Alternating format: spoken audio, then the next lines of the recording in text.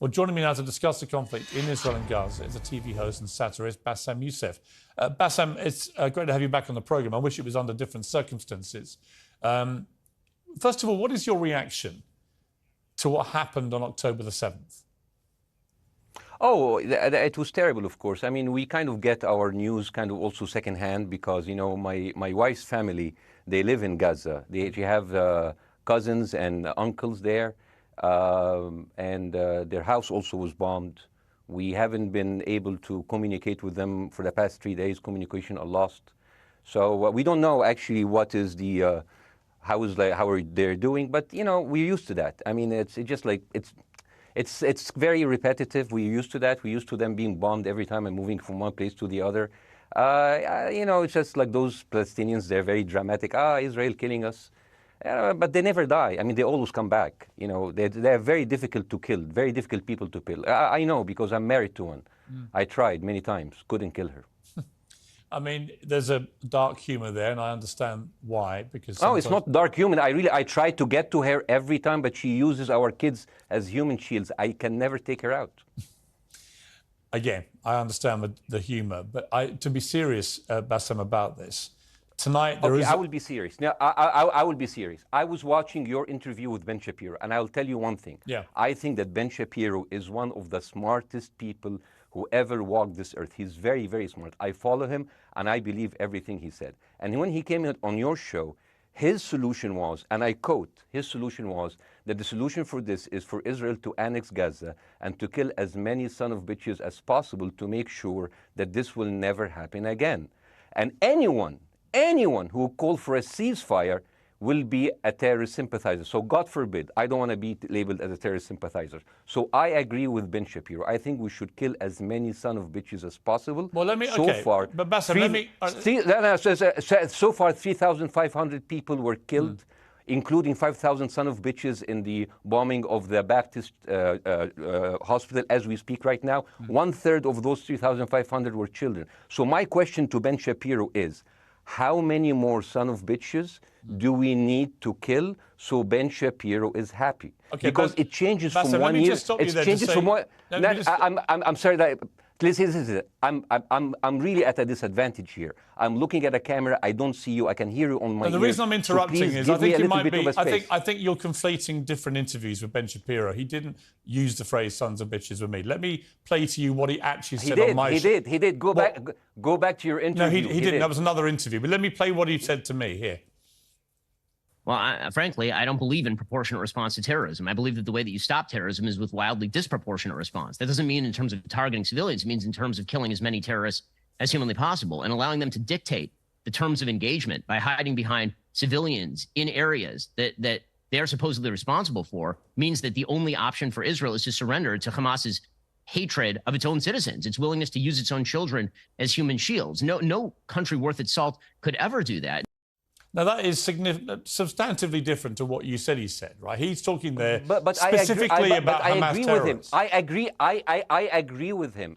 The thing is, the question is, what is a proportionate response? Because it has been different from one tier to another. So if you look to this graph, for example, this is the death of Israeli and Palestinians, and it's changing from 1 year to year. It's like fluctuating like crypto. So my question is today, what is the going rate today for human lives? I mean, 2014 was a great year for Ben Shapiro. 88 Israelis were died, and there was 2,329 Palestinians killed on the other side. That is one Israeli for 27 Palestinians. That is a very good exchange rate. What I'm saying is, what is the exchange rate for today? You guys will be happy. That's my question. Well, it's not me, guys. I'm not on either side. No, not you. Like when I say you guys, I say like the people on the other side of that. I know that you don't think like that, Piers. You're one of the good guys. But let me tell you something. I mean, the reason that I'm using this is that, I mean, I can't remember what happened in 2014, and there was no music festival, but there must be something. I mean, they must do something. It is their fault. It has to be something. I mean, 2018, 300 Palestinians died. Who's counting, you know? So the thing is, what my question is, let's find what is the exchange rate for human life today so we expect the future death of Palestinians and will be happy to it. My response to that would be this, Bاسم. I've thought carefully about this because I think it's very tricky for people like me to immerse ourselves into a conflict where we're not directly involved. And I thought carefully about what I feel about this. I feel that the scale of what Hamas did on October the 7th supersedes anything else I've seen in this conflict, really ever. The savagery, the butchery, the slaughter of 1,300 people, the shooting of babies, the 100%. Kidnapping of grandmothers, and so on. So if we can agree on that, which I think is inarguable, then the question then becomes, again, about proportion. I don't disagree that there's been a lot of bad stuff on both sides going back historically for decades. But if we agree that this was on a different level altogether, quite deliberately by Hamas, designed to provoke... No, here's my question. Let me ask you a question. And the question, because you raised it earlier about proportion. I honestly don't know what the proportionate response is. I honestly don't. I don't. I've been watching the airstrikes this week thinking... So what's your question? Well, I would ask you, if you were Israel, what would you... If I was Israel? If you were Israel and that had happened to you, what would you think would be the appropriate way for the country to respond? I would do exactly like Israel did, kill as many people as possible, since the world is letting me do it. I mean, I can do it because I can, you know. But the thing is, you know what, I agree with you. And you know what, I'm going to be even ahead of you, because I see the question coming. Do you condemn Hamas for the atrocities? Yes, I condemn Hamas. I condemn Hamas. Hamas is the source of all evil. They're a reason for everything. And you know what, let's for a minute imagine a world without Hamas. Right. What will this word look like? Let's give this word a name, and let's name this word the West Bank. Hamas has absolutely no control in the West Bank, and since the beginning of this year, only through August, 37 Palestinian kids were killed. No music festival, no paragliding, no Hamas. Since the occupation of the West Bank, 7,000 Palestinians were killed. No music festival, no paragliding, no Hamas. I can go on and on and on and on. No, but you don't need to, because in a way you're preaching to the choir. I've followed this crisis. Oh no, you're not preaching. So the thing is, like, in the sense that I know that what you're saying has validity. Of course, Piers. By the way, Piers. I am at a disadvantage here. I can hear you. I cannot see you. I am in a claustrophobic room, and so please cut me some slack and don't interrupt me and interrupt my points. Sure. So, because this has to be fair. Understand. Because if you want to only hear your opinion, I can just condemn Hamas and go home. I can do that. So, do you want to do that, or do you have a much more nuanced conversation? No, I absolutely want to have a nuanced conversation. I wasn't aware I was interrupting you. I thought I was letting you speak. Amazing. So let's. I mean, I would say I really applaud Israel for doing one thing that no military force in the world does. Because I heard Ben Shapiro and I heard Ron DeSantis, and they said Israel is the only military force in the world that warns civilians before bombing them. I mean, how fucking cute. That is so nice of them. Because with this logic, if Russian troops started warning Ukrainians before bombing their houses, we're cool with Putin, right?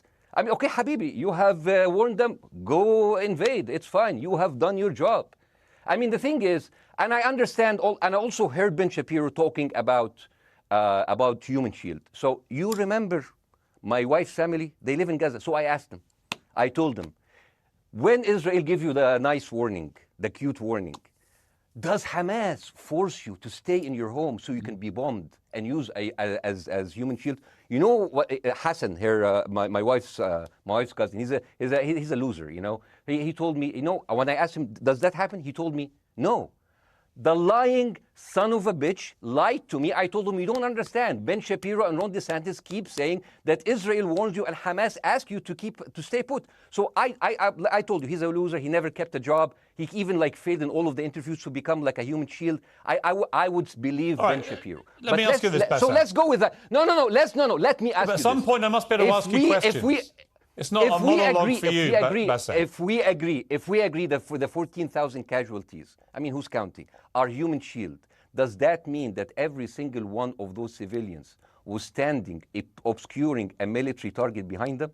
Because that's a lot of weapons. I mean, Hamas is packing. No, of course it doesn't. And look, So there's some collateral damage. Lots of collateral damage. Yes. It's fine, yeah. You kill some to save some and then kill some more. Yeah, I agree. Yeah. Well, let me ask you this. Again, it comes back to proportionate response. When the world decided it had to get rid of ISIS because of the appalling butchery they were carrying out, it did so by also killing very sadly, a lot of civilians along the way by doing airstrikes against places which but killing civilians are inevitable. You said that in the beginning. My point is, it's inevitable. Yeah, but once Israel has decided that they want to get rid of Hamas, and Hamas is embedded with civilian population, I'm very concerned about what's going to happen next. I've written a column tonight saying, I remember the Iraq War, which I opposed, right? I remember all this. So my question for you is, what would you think would be an appropriate response by Israel to what happened? Well, these are years of disproportionate responses of Israel. Right. Did it solve the solution? Did it solve the problem? Did it work before, so it will work? What will be the surprise this time? What will be the twist that will make this work this time? What will be different this time? Seriously, I mean, like, this is only the last 15 years. I mean, because it's too many papers. I just got this. But how will this be different? And the thing is, I am so glad in the introduction that you mentioned the Iraq War. I applaud you, Piers, for saying that, because you were honest about it. You said that spreading lies like WMDs make people look at those people as less of humans, and they would accept the death of 1 million Iraqi, whether by sanctions or by invasion, right? You are a good man. This is amazing. And you know what is similar? Is when you spread the lies of 40 decapitated babies, although it was refuted. So what happens when people hear that, killing babies is horrible. But when you say decapitated 40 babies, you are planting a certain image with a certain trigger in people's mind. Who has said that? Who has said 40? Who has said that? Who has said 40 decapitated? Who has said that? You have repeated. No, I haven't. What? I've never said that. You haven't said on your show 40 decapitated babies? Never. Ben Shapiro didn't say it? No. Ron DeSantis didn't say Nobody it? has said it? Okay, no, nobody said it? No. Oh, okay, maybe I am wrong. Decapitated. Here's you're wrong. I've never said that. What happened, no, you're wrong. But the thing is, the same thing is happening in Iraq. Ben Shapiro once tweeted, not even about Gaza, about the West Bank, when Israel continued to build the illegal settlement. He said, 2017, Israel likes to build things, and Arabs, not Palestine, not Hamas, Arabs like to bomb crap and live in open sewage. Yeah, I thought that was very the Israeli defense minister, he said, those are human animals. And the thing is, Ben Shapiro should know better, because, long before the Holocaust, before Jewish people were thrown in the gas chambers, the Nazi propaganda called them rats. Now, as a human being, I will never accept that another human being being thrown into a gas chamber, but a rat, kill 10, kill 1,000, 3,500. They are son of a bitch. They are human animals who live in open sewage and decapitate babies. And because of that propaganda, Mr. Mورجان, that guy in Illinois, the 71-years-old guy, he killed, stabbing the 6-year-old Palestinian kid in Illinois 26 times. And he used to play with him. They used to be friends.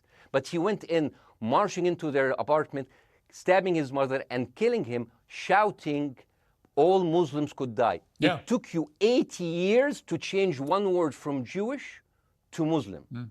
And then you transferred your guilt to us and took away our land. Bاسم, let me ask you a question. That deal sucks, man. Let me ask you a question.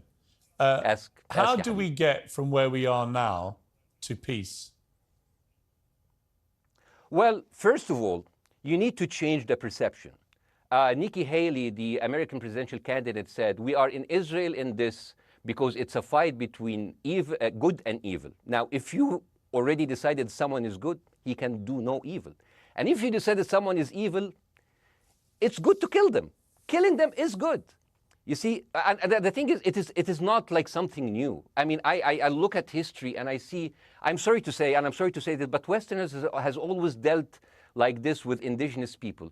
You first treated them like savages, Native American, First Nation, Aboriginal. They're savages. Kill all the savages. And then when they're almost extinct, you start feeling sorry for them, like animals.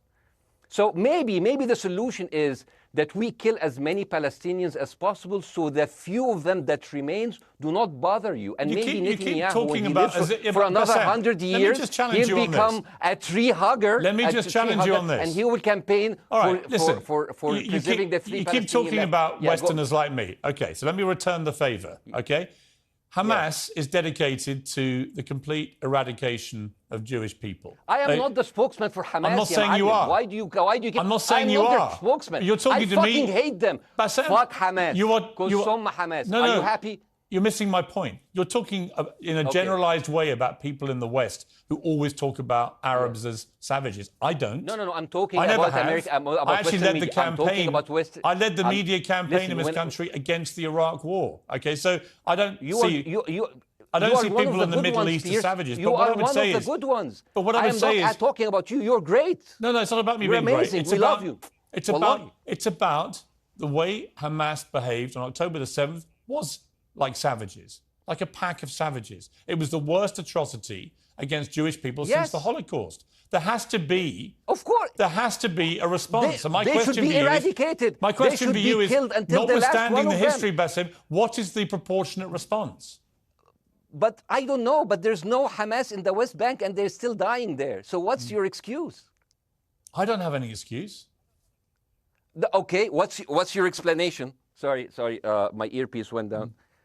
Listen, I don't make any pretense that this hasn't been a massive problem between Palestine and Israel going back to the mid-40s. We all know this, right? Piers, listen.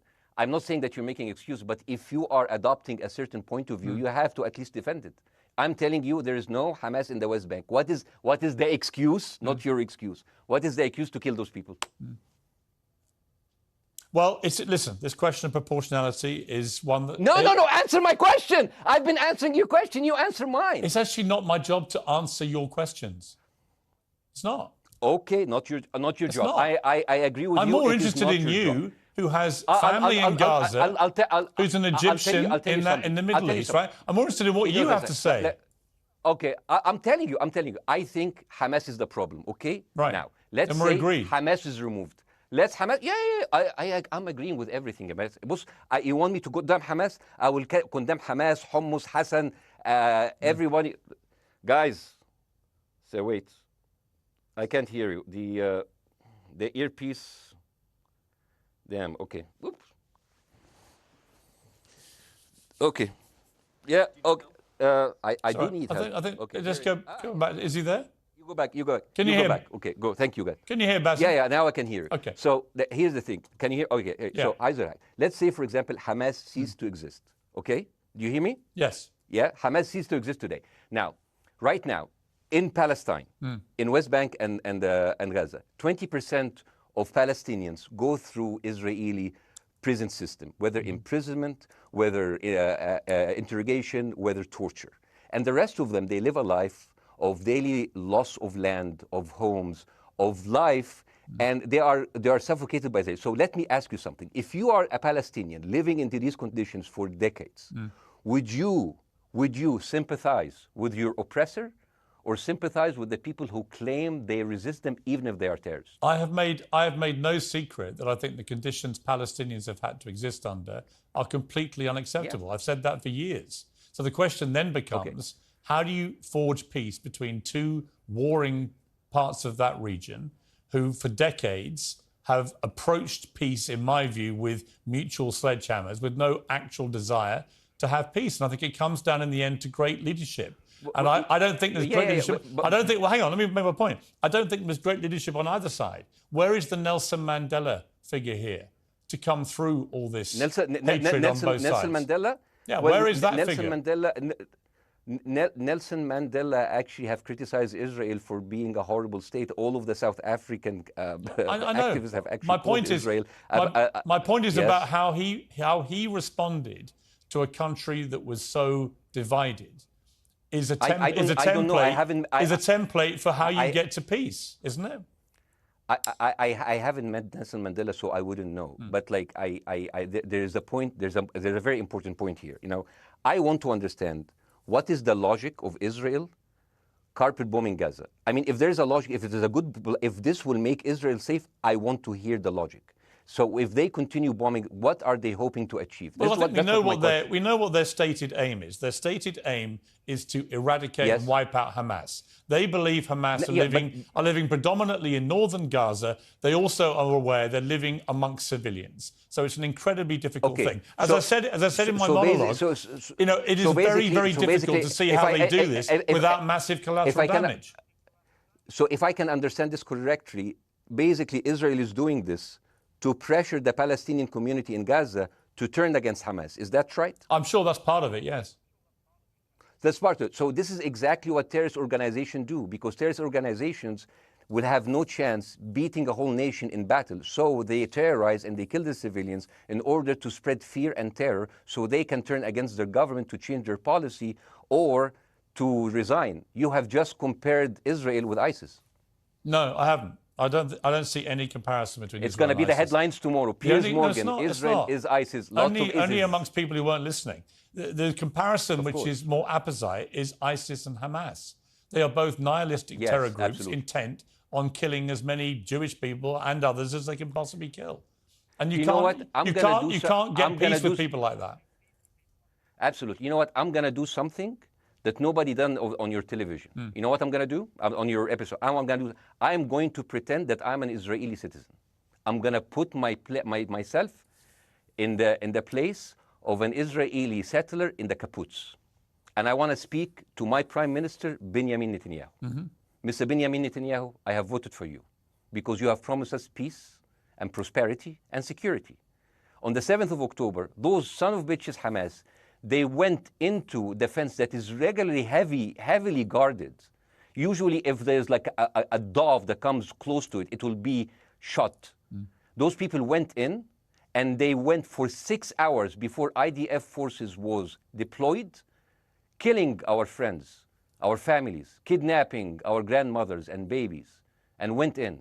I want to ask you, Mr. Prime Minister, after you have fractured the Israeli community and you have fucked our courts, our Supreme Courts, what are you doing with the money being given to you, to the United States? Also, you are carpet bombing Gaza with absolutely no regard to our hostages, our people. I heard a rumor in the kibbutz that you're doing that you let that happen as an excuse to carpet bomb Gaza, so you push them into Sinai. And I didn't believe it. That's like, not my prime minister. He can never do that. And then I watched an interview for Danny Ayalon. He was your chief advisor. He was also the Israeli ambassador to the United States. And you know what he said, Mr. Prime Minister? He said that the solution for those Palestinians is to go into a vast land of Sinai and live into tent cities temporarily, temporarily, wink wink, until we build Gaza again, and then we invite you back. يعني عبط احنا بقى. يعني فاهمني؟ We've seen this movie before. So يعني, and when I saw this, I couldn't explain to my fellows in the kibbutz, how come our Israeli government is trading human lives for another piece of land? So as an Israeli citizen, I need to hold my Israeli government accountable. And as an American citizen, I want to know all of these money that we are giving to Israel. We're giving them $4 billion every year.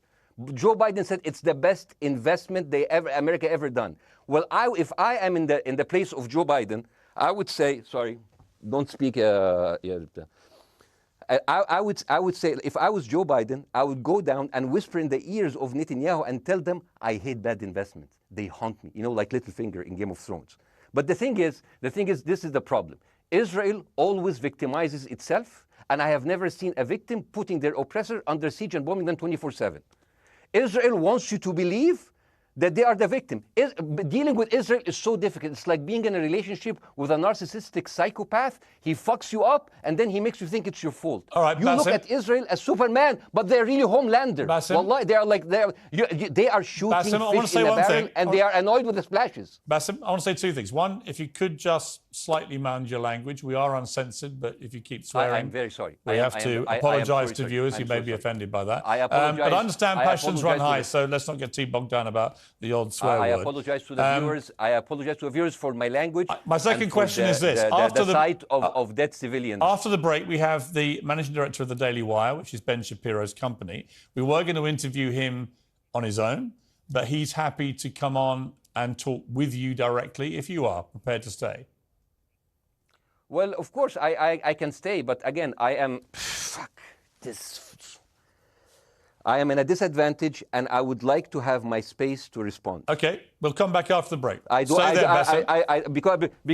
here's the thing. There's Bassem, two things we're I want going to go to a before, break. all right? When we come back from the break, it'll be you and Jeremy Boring from the Daily Wire. I have news. We're taking a short break, Bassem. I'll be back. Welcome back to Uncensored. For more on the situation in Israel, I'm joined now by the CEO and co-founder of the Daily Wire, Ben Shapiro's partner, Jeremy Boring. Jeremy, thank you very much indeed for joining me. I'm sorry we demoted you earlier to mere MD. You are the CEO and co-founder. You know Ben Shapiro better than anyone, really. I did a big interview with Ben, obviously, the other night, which went around the world and has sparked a big reaction, including from our guest, Bassem Youssef, who's still with us. First of all, you've been listening to Bassem and what he's been saying. What's your response? Well, first of all, I make it a point not to speak for Ben Shapiro. He's got a 20 IQ points on me and speaks for a living professionally, so he's much better prepared to defend himself. But as his business partner, as his best friend, I do feel like I have to respond to the things that Bassem was just saying. First of all, the question of how many sons of bitches have to be killed in order to end this conflict, I suppose that the answer is as many of them as it takes. That doesn't mean that I or Ben or any decent person in their right mind is happy with the killing of civilians. I posted at the very beginning of this conflict that a woman or a child blown apart in Gaza is just as tragic as a Jewish baby killed in one of the settlements. That doesn't mean that Israel's actions and the actions of Hamas are morally equivalent. You know, the tragedy is the tragedy, but the moral equivalency is nonsense. If you entered Israel with the express purpose of targeting and murdering civilians with your own hands in cold blood, that is not comparable to Israel bombing targets in the Gaza Strip and killing civilians as a terrible, tragic consequence. War is terrible. War is an awful thing. That's why decent people don't lightly engage in war, and why Hamas should not have incited this war. You know, we can talk about the history of the Israeli conflict. I'm not a professional political commentator. I'm a CEO. I'm a screenwriter, and I'm certainly not Ben Shapiro. I'm not here to discuss the history of the Israeli-Palestinian conflict, but we all saw what happened on October 7th. And the idea that Israel was not going to react severely to that, or that Israel should not react severely to that, is ludicrous. And Jeremy, let me ask you that Ben Shapiro question. should be a moderating voice, that Ben Shapiro should be, saying, no, Israel should not respond in this situation. That's nonsense. Let me ask you, though, Jeremy, the question which I think is the big question. What is a proportionate response to that outrage on October the 7th, which is the worst attack on Jewish people since the Holocaust? What is proportionate? If it's true, as reports are suggesting tonight, that there may have been a hospital hit by an Israeli strike and up to 500 people or more have died, that would seem to me, if that is verified, and it's not verified yet, you know, we don't know exactly what has happened other than there's been a hit on this hospital.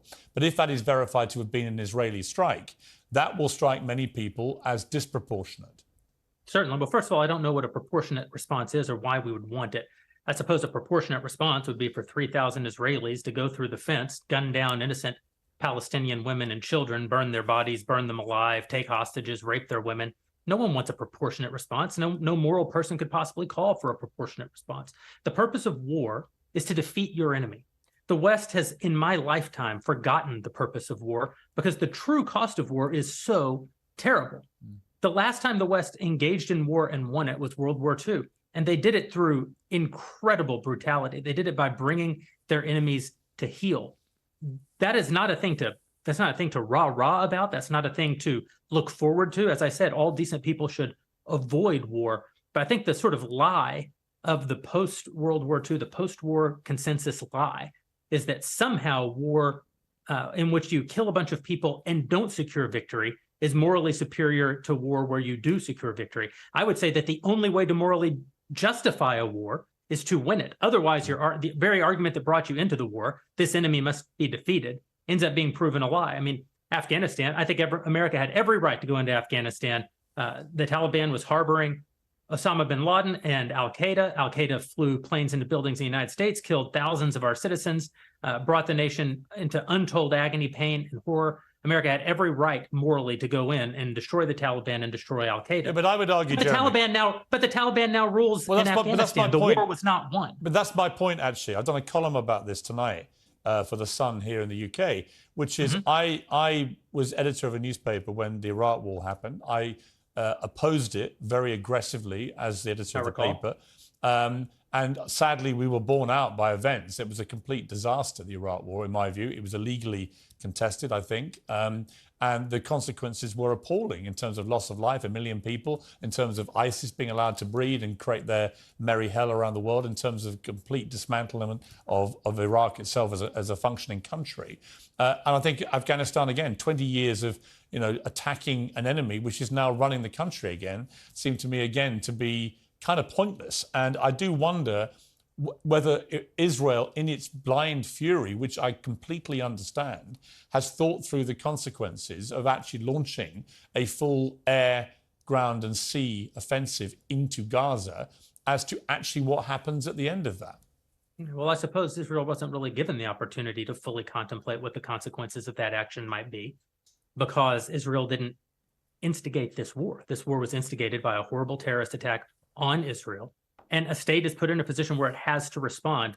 Now, one might argue that the very fact that Israel has yet to actually launch their ground invasion means that they are actually making a calculation about what the cost will be, what victory looks like.